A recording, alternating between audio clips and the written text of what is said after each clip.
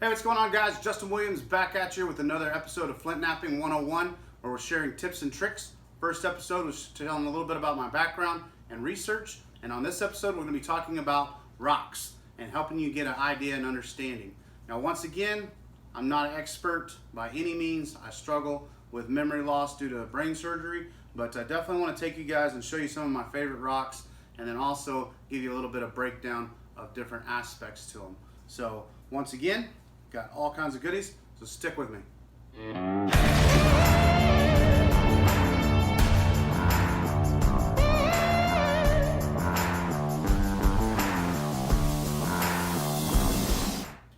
All right, so we got a little over probably 25, probably closer to 30 or 40 rocks that I have on my table here. So I'm not actually going to go through each and every one of them. I'll give you a close-up so you can see them, but what I really want to do is emphasize different types of rock, and then also some of my favorites that I have here as well. Now, once again, most of the rocks on my table are too out of place to be able to use to actually make an arrowhead. A lot of them you could, but these are ones I set aside for whenever I was teaching and offering classes. And so what I want to talk about once again is breaking it down into categories. So there's the understanding of flint, chert, obsidian, and continues to go on. So let's look at the first one, and that is flint. In the state of Arkansas, in the United States and abroad, they say that we don't actually have flint here. We have what's called chert. The reality is there's no big difference. Right here is a piece that was given to me. It's a German flint, a flint rock, and it's got some great aspects to it. But the majority of our stones here are going to be different things like cherts instead of flints. And then there are several others as well. So I struggle with memory loss, so I got a little bit of notes here, but we got flint, chert, quartz, obsidian, which is our beautiful, bright, and super sharp obsidian blades, and that's the black one. And this here is a mahogany obsidian, both very beautiful aspects. And then you got pyrite, rhyolite, which I highly do not recommend a rhyolite, it's very challenging, quartzite, granite, and other aspects. So tons of different types of as far as types of rock. And the thing is many of them are capable of making arrowheads, whereas some of them are not, or are super challenging. And so those are things to keep in mind. You also got different aspects like different crystals and different things that would not work really good for making arrowheads. And they're just really cool. Like, check that sucker out, some type of volcanic rock. You gotta love it. All right, so the first thing I want to show you is my favorite types of stone. These are ones that I have the most access to and have used the most out of any of them. And so out of anything, this isn't mine, this is a DC Waldorf dagger, but this here is our Burlington. Is that not a beautiful, beautiful stone? Look at all the colors. And here is a Burlington that hasn't been processed yet. It's been heat treated, but that's its outer cortex. And you can see once it's heat treated, it turns into a beautiful pinkish color. So that is our Burlington. I'm gonna set that down. The next that I really, really, really like too is the Georgetown. This is a Georgetown stone here. This is one I actually made. And here's the Georgetown here. And there's the outer cortex and the beautiful smooth gray center. Then you have aspects like so. Having a little bit of a brain freeze. It's an Novaculite's what it is actually, now that I remember. And this is a Novaculite. And there's different styles of Novaculite, but they all work super nice. Then once again, there's other aspects, different stones. I can't remember all the names of those, but that's another one that I've done and have a little bit of access to. Beautiful stone. Then we have, once again, this is the obsidian mahogany, the standard black obsidian, and then the dacite, which I made an axe head out of.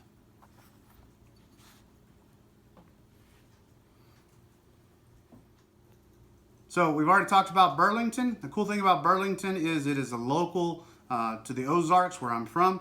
A couple others that I'm really surrounded by is this Pearson stone. This is actually a combination here with some Pearson and some reed springs. But here's another large Pearson, and it'll go in reds and greens and different colors to keep in mind for Pearson. The other thing is our reed springs. Now I love the reed springs, and this one here is a little bit different offset, but you can definitely get them with blues and different colors in it. And here's some points that I've made out of the reed springs. This one here is an Afton point, and then another side notch. And you can actually, I don't know if you can see it in the camera on the video, but this one actually has some blue in it. Beautiful colors. And so those are our reed springs. And so moving on, once again we've covered several different types of stones, but then you got things like Buffalo River, beautiful Buffalo River. We've talked about the European flint already, or the German flint. It's actually flint, not a chert. And then here is what's called a Sedalia. It's a beautiful stone as well, Sedalia. One of my absolute favorites is Flint Ridge, guys. Check these suckers out. Are they not beautiful? Flint Ridge. It's probably the most expensive, but it's absolutely one of the most beautiful things. Here's another piece of reed springs as well. Some reed springs here. And then this is hornstone. Beautiful, beautiful hornstone. And this makes amazing, gorgeous points as well.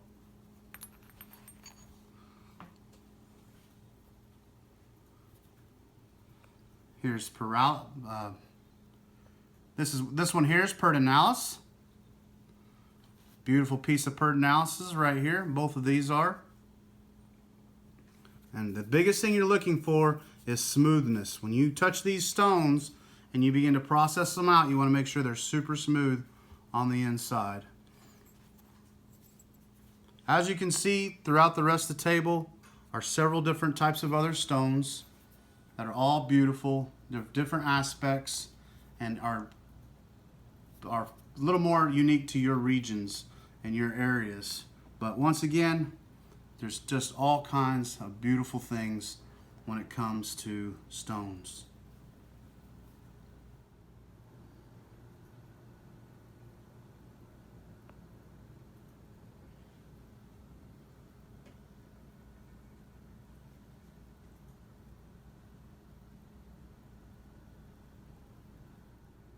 So before we further break down the stones, I want to talk a little bit about a few more things to keep in mind, things that you can do. So if you're starting off, you can always consider getting into glass. Glass is a way to get started. Everything from different aspects, or even just bottle bottoms. Different bottle bottoms you can start making arrowheads out of. There's also different things that you can get into, little slabs that you can have cut for you and order in. Different aspects of that as well. Some things you're not going to be able to. This is the slab first showing you being cut. But there's still going to be several other things you might encounter that you're not going to be able to make arrowheads out of, but they're still super cool to collect. You got different heavy iron ores. This is super cool. It's very heavy iron ore. You got this one here is petrified wood. Super amazing stuff. Pyrite. And the cool thing about the pyrite is that, once again, this is not for arrowhead making, but for fire starting. But every once in a while, like something like this graphite, this is a graphite stone that I was working. It has the different fool's gold in it as well. And you got your quartz, the beautiful stuff, and various other different aspects that you keep in mind whenever it comes to stone collecting. So it's not all, especially for me, it's not all about just arrowhead making, but it's about collecting amazing different stones and different just legendary things to be able to keep in mind and hang on to. So, all right, let's break down and show you the different aspects, the different sizes, and the names for the stones. So that way, as we begin to move forward and we begin to do discussion on techniques, and I say strike the nodule, you're going to have an idea what I'm talking about.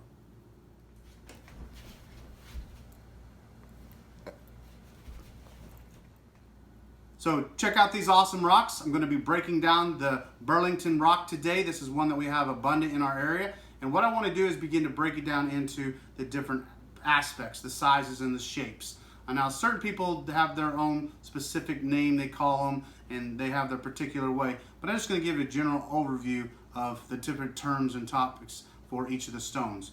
And so for a perfect example, someone may call this different things, but overall it's a cobble or a nodular, depending on your perspective. I call them a lot of times cobbles or nodules, but it's just a big round stone. And the cool thing about that is, once again, this is something you are getting some good ideas for, because as long as it's rounded or oval shaped, that's a pretty good perspective that that's a good stone.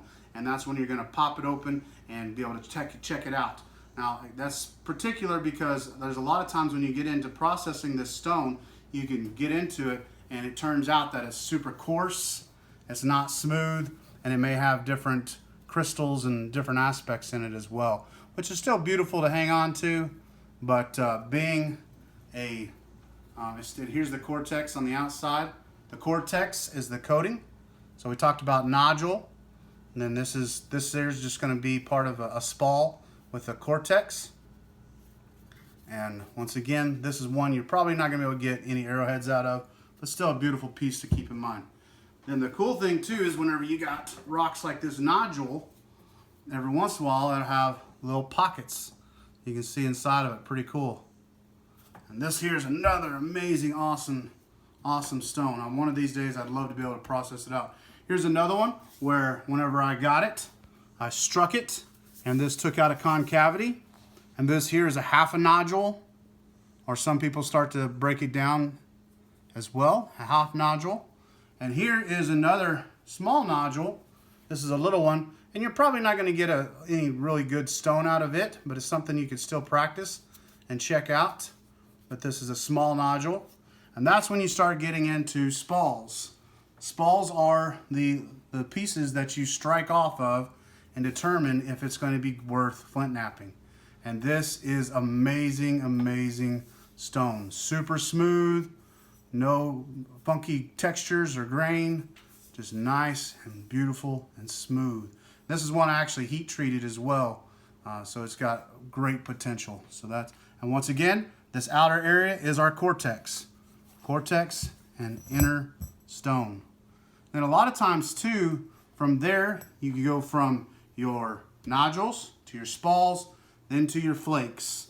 And this is where you begin to flake it off into different shapes and sizes and begin to make your arrowheads. So as we begin to process this stone, you're also going to be able to begin to create bifaces, where as you process it, it has material and shapes on both sides is making up your biface. So we have nodules, we have half nodules, baton, and then we got spalls, flakes, and then the last part is debitage. Debitage and flakes, and all that is all the little bitty pieces that you flake off that end up on your ground. And so those are the primary aspects of the different types of the stone parts. And so we talked about several different types of stones. Everything, some of my favorites, Burlington, Reed Springs, you name it. Like I said, Flint Ridge, awesome stuff. And then what I wanted to wrap up the video with is breaking down all the different parts of an individual stone.